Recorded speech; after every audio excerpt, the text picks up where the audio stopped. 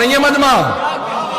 اب پیغمبر کہہ کے گئے تھے باطل حکومتوں کے تخت الٹ دے گا، تو یہ بنو امیہ بنو عباس کو تکلیف کیوں تھی؟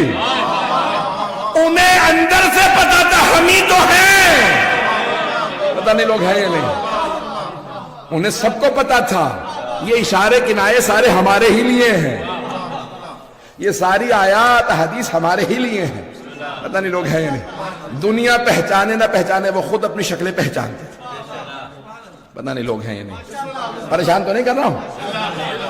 اب بنی عباس کہہ رہے ہیں بھئی وہ 12ویں کے لیے پیغمبر نے کہا تھا، اور وہ ہوں کے بھی 119 روایات ہیں اہل سنت کی کتابوں میں۔ المہدی میں ولد فاطمہ، میرا جو 12واں وسیع مہدی ہوگا وہ میری بیٹی فاطمہ کی نسل سے ہوگا۔ اچھا انہیں بھی پتا تھا بھئی نسل یہی ہے، اب جتنا مرضی ڈھونگ کر لیں کہ بھئی ہم رسول خدا کے چچا کی نسل سے ہیں، پتہ نہیں لوگ ہیں یا نہیں، ان کے چچا عباس کی نسل سے ہیں، لیکن انہیں پتا تھا کہ بھئی ہم نے ان کے نام پہ حکومت لی ہے، حق انہی کا بنتا ہے، حق اہل بیت کا بنتا ہے۔ بھئی اب یہاں پہ اشارہ کر کے آگے بڑھوں گا کہ بھئی ایک بنی عباس کا بادشاہ امام معصوم علیہ السلام کا احترام کرتا تو بیٹے نے پوچھا بابا یہ کون ہے؟ ابا بھی ان کی تو پرانی تھی، کوئی پیسے والے آدمی بھی نہیں، آپ ان کا اتنا احترام کر رہے ہیں۔ کہا بیٹا یہ جو حکومت ہم نے قبضہ کر رکھی ہے نا یہ انہی کی ہے، یہ خلافت یہ حکومت یہ سب کچھ ان کا۔ کہا بابا جان اگر ان کا ہے تو دے دیجئے۔ کہا بیٹا یہ تو یہ ہے، اگر تو بھی میرے مقابلے میں آ گیا نا میں تیرا بھی سر اتار دوں گا۔ حکومت ایسی چیز ہے جو باپ بیٹے میں بھی تمیز ختم کر دیتی ہے۔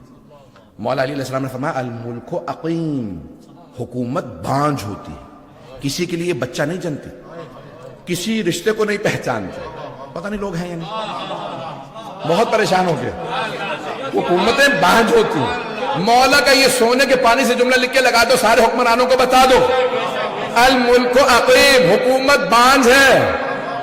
جب تک تم بڑے بڑے نامور آدمی ہوتے ہو کہتے جب حکومت مل گئی تو ایسا کروں گا ویسا ہو جائے گا، اور جب حکومت مل جاتی ہے تو تمہیں بھول جاتا ہے وعدے کیا کر کے آیا تھا۔ یہ منصب کی محبت ہی عجیب ہے۔ تو بنی عباس نے موومنٹ چلائی بنو امیہ کے خلاف، انہوں نے اہل بیت کو قتل کیا، حسین ابن علی کو کربلا میں مارا، ان سے بدلہ لینا۔ جب حکومت مل گئی تو کہا بھئی ان کو زندانوں میں رکھو، ایسا نہ ہو کہ لوگوں کو پتہ چل جائے یہ وارث ہے، زندانوں میں رکھو گے تبھی تو ان سے لوگ اوجھل ہوں گے، پتہ نہیں لوگ ہیں میں پورا تجزیہ پیش کر رہا ہوں۔ عزیزان گرامی اب کیا ہوا؟ بنی عباس نے کہا بھئی ان کو قتل کرتے رہو، ایک کے بعد زہر دیتے رہے۔ اب کیا ہوا؟ سب شیعوں میں رائے تھے، پیغمبر نے کہا تھا کبھی بھی 2 بھائیوں میں امامت جمع نہیں ہوگی، حسن حسین کے بعد، حسین کے بعد کبھی بھی بھائیوں میں امامت جمع نہیں ہوگی، ہمیشہ بیٹا ہوگا۔ حسین کے بیٹے علی ابن حسین امامت کے وارث ہوں گے، ان کے بیٹے محمد ابن علی وارث ہوں گے، ان کے جعفر ابن محمد۔ پیغمبر نے سارے نام بتائے۔ اب سب کو پتا ہے کہ اہل بیت کی ترتیب کے لحاظ سے یہ 11ویں ہیں، اب سب کی نظریں کس پہ ہیں؟ 12ویں پہ۔ نہیں ہے مجمع، وقت نہیں ہے کہ میں تفصیل میں جا سکوں، 15 منٹ میں بات مکمل کروں گا میں۔ عزیزان گرامی اب کیا ہوا؟ سارے بنی عباس کا ایک ہی رنج، انہی کی نسل سے 12واں ہے، سارے ظالموں کے تخت الٹ دے گا۔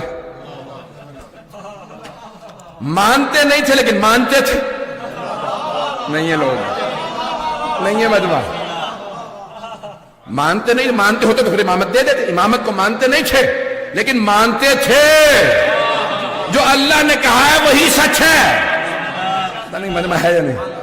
رضانی گرامی کئی مرتبہ انسان، جیسے مثال کے طور پہ امریکہ کے اندر بہت بڑی ڈیٹیل فائل ہے 12ویں امام علیہ السلام پہ CIA کی، تو وہ مانتے نہیں لیکن مانتے، نہیں مانتے مسلمان نہیں ہوتے لیکن کہتے ہیں نہیں، یہ جو شیعہ ہے نا جب یہ سارے مان رہے کوئی 12واں آئے گا تو پھر آئے گا، جہاں غلام خمینی جیسے ہو وہاں مولا کیسے ہوں گے؟ مجمع ہے یا نہیں؟ جہاں غلام ایسے ایسے آئے ہوں، اب سوچئے جب مولا آئیں گے، پتہ نہیں بات پہنچی ہے نہیں ہے۔ عزیزان گرامی عجیب و غریب کیفیت دنیا کے اندر۔ تو اب وہاں بنی عباس نے کیا کیا؟ انہوں نے کہا بھئی یہ جو 10ویں ہیں نا ان کو بلا کے یہیں رکھو۔ کہاں؟ سامرہ میں۔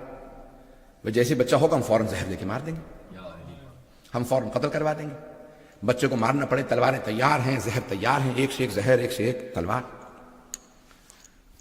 10ویں امام علیہ السلام نے 11ویں امام علیہ السلام کو سونپ دیا، سب کچھ ہوا، اب وہی گھر وہیں پہ امام رہتے ہیں، ایک صحن ہے، چاروں طرف جاسوس پھرتے رہتے ہیں، خواتین کو پیسے دے دے کے بھیجتے رہتے ہیں، ذرا دیکھ کے آؤ اندر کوئی بی بی حاملہ تو نہیں۔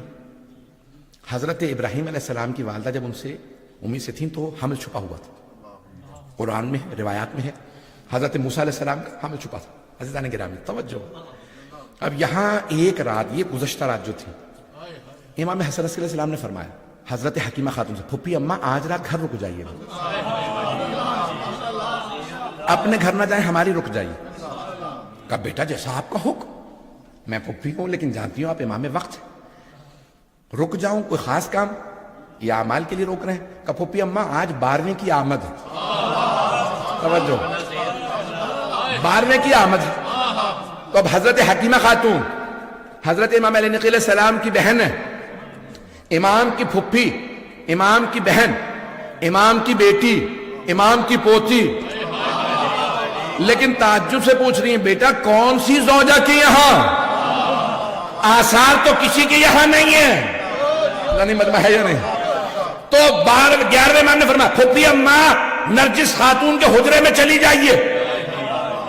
حضرت حکیمہ خاتون کہتی ہیں کہ آدھی رات گزر گئی، میرے ذہن میں خیال آیا اعمال تو ختم ہو رہے ہیں، کوئی آثار نہیں، جیسے عام خواتین کو تکلیف ہوتی ہے، درد ہوتا، کوئی درد نہیں، تکلیف نہیں، وہ خود ہی عبادت کر رہی ہیں، مجمع نہیں ہے، ہاتھ میں قرآن ہے، آرام سے اعمال کر رہی ہیں، کوئی تکلیف نہیں، کچھ نہیں۔ کہ میں سوچ ہی رہی تھی کہ 11ویں امام جو 10ویں امام کی قبر مطہر کے ساتھ مصلی بچھا کے عبادت کر رہے تھے، آواز دے کے فرمانے لگے پھپھی اماں اللہ کے وعدے پہ شک نہ کیجئے گا،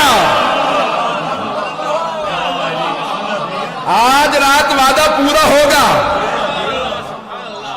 حضرت حکیمہ خاتون کہتی ہیں میں نے کہا کہ میں جا کے تہجد کے لیے وضو کرا، کہ تہجد کے لیے دوبارہ اٹھی، گئی دوبارہ تجدید وضو کیا، جب تہجد کے لیے آئی تو ایک مرتبہ دیکھا پورا حجرہ منور، مجھے محسوس ہونے لگا چاند میرے ہی حجرے میں آ گیا۔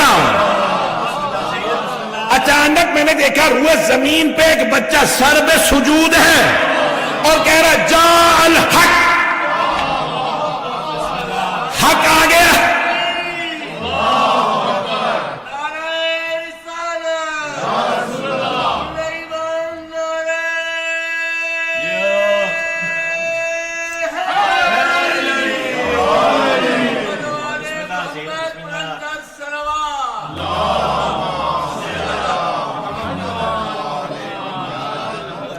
کچھ دیر اور چلیں گے نا، اگر 10 منٹ اور زحمت دے دوں۔ عزیزان گرامی ایک مرتبہ حضرت حکیمہ خاتون فرماتی کہ میں نے دیکھا کہ بچہ سر پہ سجود ہے، تمام آلائشوں سے پاک، جیسے عام بچے ہوتے ہیں ویسا نہیں، پاک و پاکیزہ، ناف بریدہ، پتہ نہیں لوگ ہیں یا نہیں، کہ ہر طرح سے پاک ہے۔ میں نے بچے کو آغوش میں لیا، سلام کیا، بچے نے فصیح و بلیغ عربی زبان میں جواب دیا پھپھی اماں آپ پہ بھی سلام۔ ایک مرتبہ 11ویں امام نے آواز دی پھپھی اماں میرے بچے کو میرے پاس لے آئیے، ہم ایک مرتبہ صحن میں لے گئے، جیسے ہی میں نے 12ویں کو 11ویں کی آغوش میں دیا تو حضرت حکیمہ خاتون کہتی ہیں کہ چاروں طرف سے نور کے پرندے صحن کو گھیرنے لگے اور پورا صحن منور ہو گیا، ابھی سورج نہیں نکلا، فجر نہیں ہوئی کا سارا صحن منور۔ 11ویں امام نے ایک مرتبہ 12ویں سے کہا سلام ہو بیٹا آپ پہ، اے میرے لخت جگر آپ پہ سلام۔ تو اب وہاں پہ بی بی فرماتی ہیں کہا کہ ایک مرتبہ 12ویں امام نے 11ویں کو دیکھا، کہا سلام ہو میرے جد رسول اللہ پہ، سلام ہو میرے دادا علی مرتضیٰ پہ، سلام ہو میری دادی زہرا پہ، سلام ہو میرے اجداد حسن و حسین پہ۔ کہا ایک ایک امام کا نام لیا، پھر کہا بابا آپ پہ سلام۔ کہ چاروں طرف سے وہ جو سارے کے سارے نور کے پرندے تھے اٹھ اٹھ کے آنے لگے۔ ایک پرندہ دیوار پہ بیٹھا تھا مسجد کی، بار بار آ کے دائیں کان میں کچھ کہتا تھا۔ میں گھبراہٹ کے اندر نرجس خاتون کے در کے حجرے کے سامنے، یعنی حجرے کے دروازے کے سامنے کھڑی تھی کہ 11ویں امام نے مسکرا کے کہا پھپھی اماں پریشان نہ ہو، یہ ملائکہ ہیں، یہ فرشتے ہیں جو 12ویں کو سلام کرنے آئے، اور وہ جو دیوار پہ بیٹھے ہیں بار بار کان میں کہتے ہیں وہ جبرائیل علیہ السلام ہیں، ان فرشتوں کا سلام پہنچا رہے ہیں جنہیں آنے کی اجازت نہیں ملی۔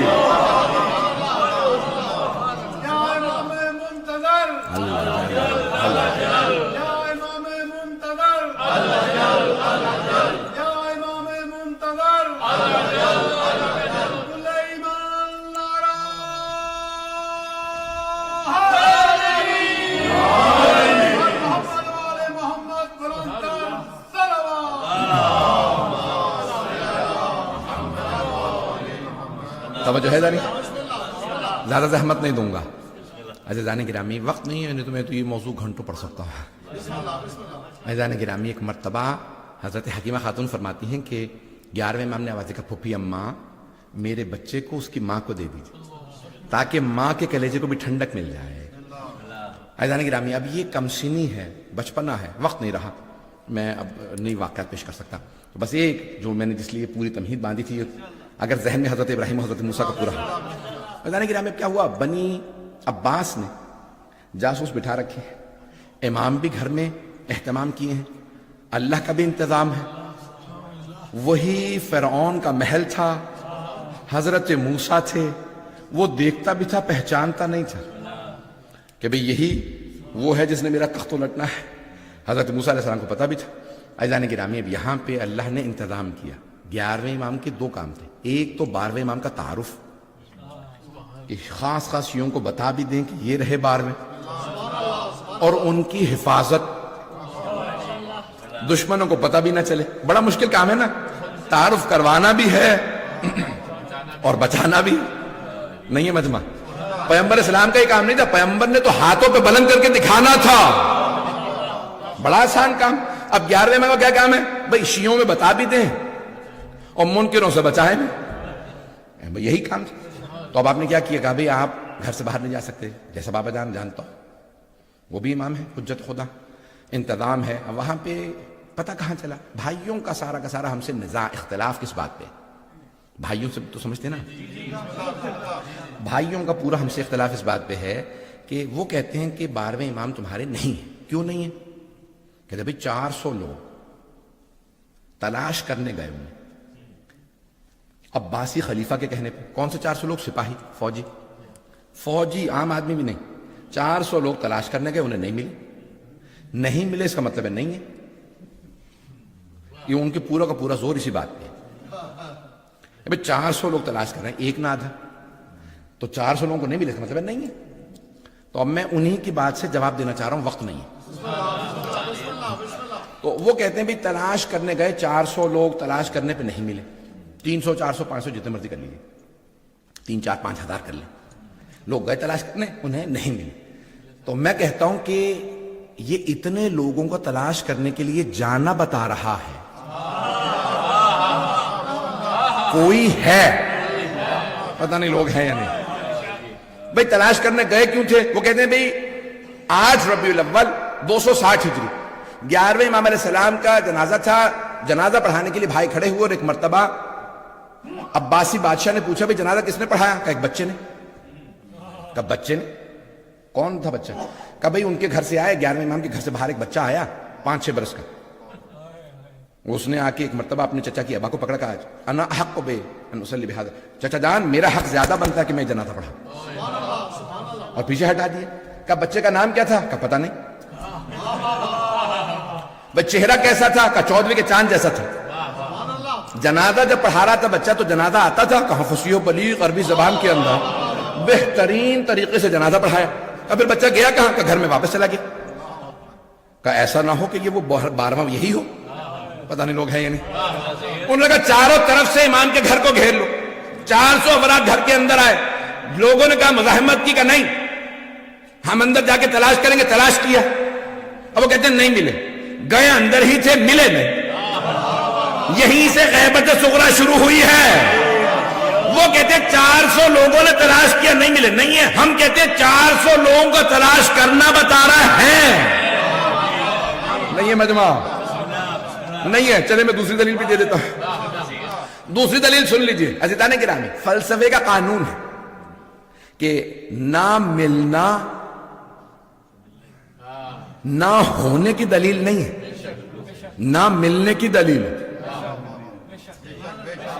کوئی آدمی خدا کو تلاش کرنے نکلے، کہتے مجھے خدا نہیں ملا، یہ نہیں کہ خدا نہیں ہے، اسے نہیں ملا، میری انگوٹھی آپ کسی معمر کا میں کھوجا، میں تلاش کرتا رہا ہوں، مجھے انگوٹھی نہ ملی، تو دلیل ہے کہ بھئی انگوٹھی مجھے نہیں ملی، یہ نہیں کہ نہیں ہے تبھی تو تلاش کر رہا ہوں، پتہ نہیں ہے یا نہیں، پتہ نہیں لوگ ہیں یا نہیں ہیں۔ تو اتنے لوگوں کو تلاش کرنا ایک، دوسری دلیل کہ وہ سب کے سب کہیں کہ کوئی بچہ تھا جس نے جنازہ پڑھایا اور وہ سرداب میں گیا پھر ملا نہیں۔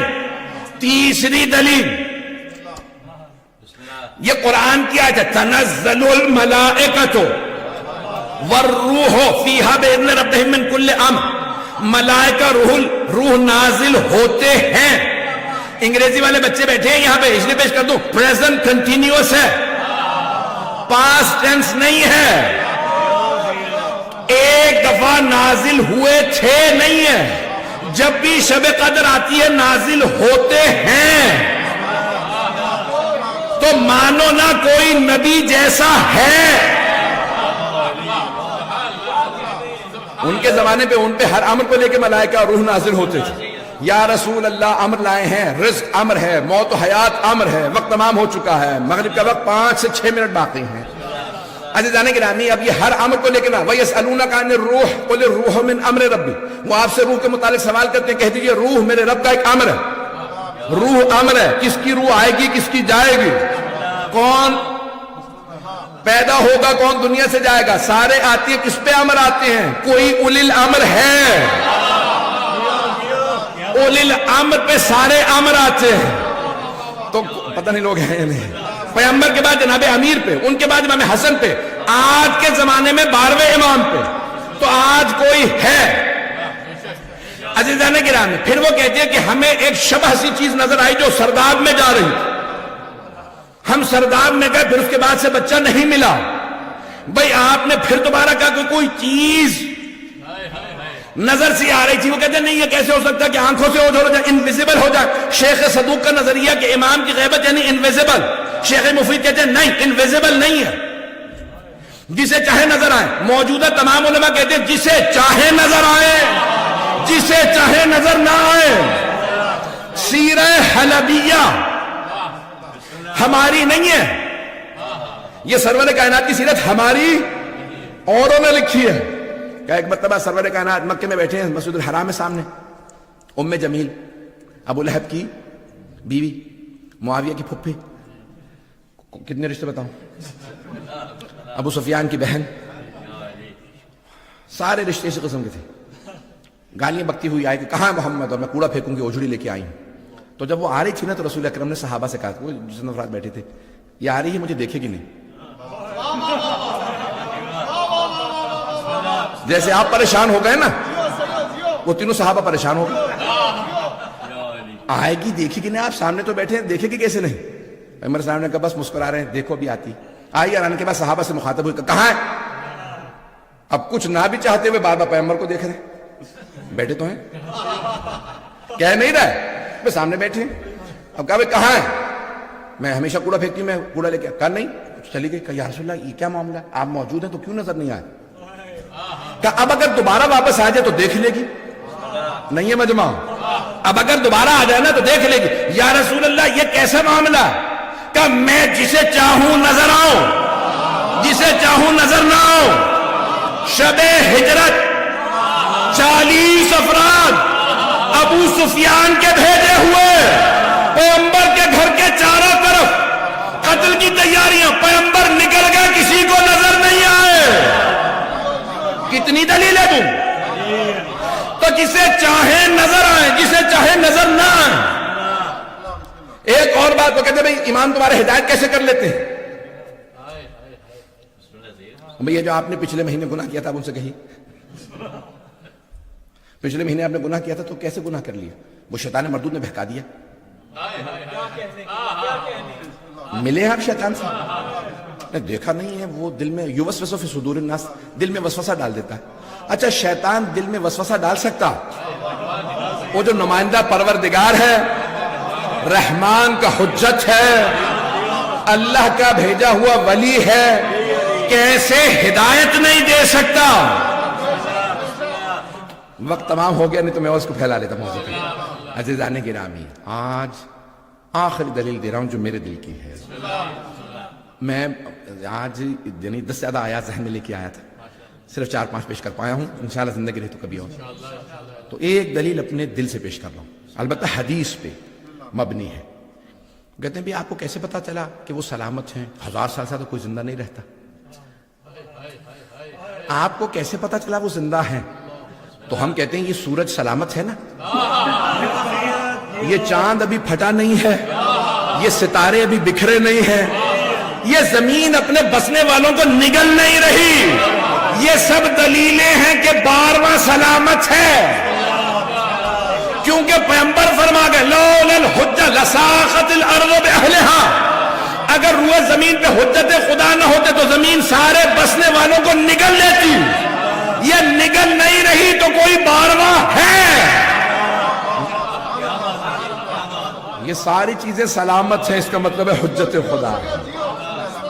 یہ حبیب خدا فرما گئے پروردگارہ ہمیں امام کا ظہور دیکھنا نصیب فرما، بانیان جشن کی توفیقات میں اضافہ فرما، ہم سب کی عاقبت بخیر فرما. پروردگارہ مغرب کا وقت ہونے والا ہے، 1 منٹ باقی ہے، آئیں ذرا ہاتھوں کو بلند کیجیے گا، ہر دعا قبول ہے. پروردگارہ تجھے واسطہ تیرے حجت کا، جو تیرا ان پہ حق ہے اور ان کا تجھ پہ حق ہے. پروردگارہ یہی ہماری شب قدر میں پڑھتے ہیں.